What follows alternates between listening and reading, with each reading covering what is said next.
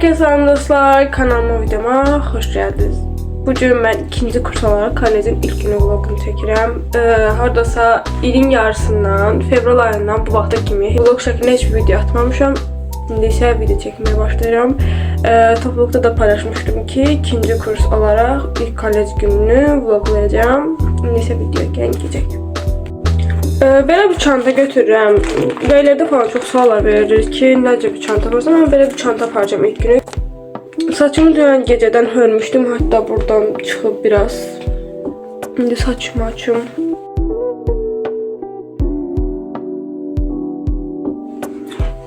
Saçım belə oldu.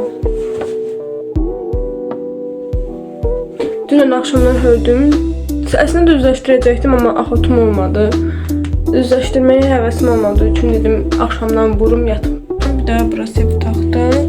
Bir də belə qolbaqlı taxdım. İndi gedib saatımı taxacağım. Amma saatımız artıqası yoxmuş. Gəlirəm aşağıda zarqə taxmağa.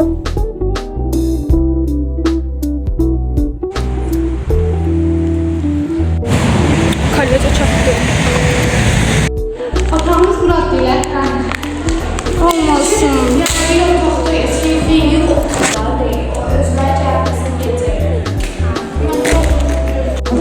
Yenə biz Leyla ilə yeyib içməyə gəldik kolejə. Yəni maksimum işimiz yüzümüz budur.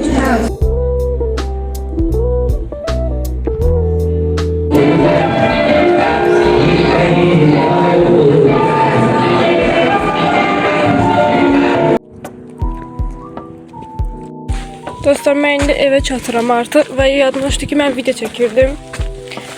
Kolejin ilk günü boş keçdi, yəni heç bir şey olmadı.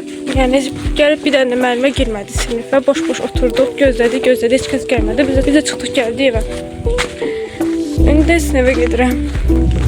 Mən artıq evdəyəm və evə gələlə bayağı bir uzun müddət olub. Mən hətta hazırlığıma gəlib gəlmişəm və videonun sonuna gətirmək yadımdan çıxıb. Videonun sonuna gəldik.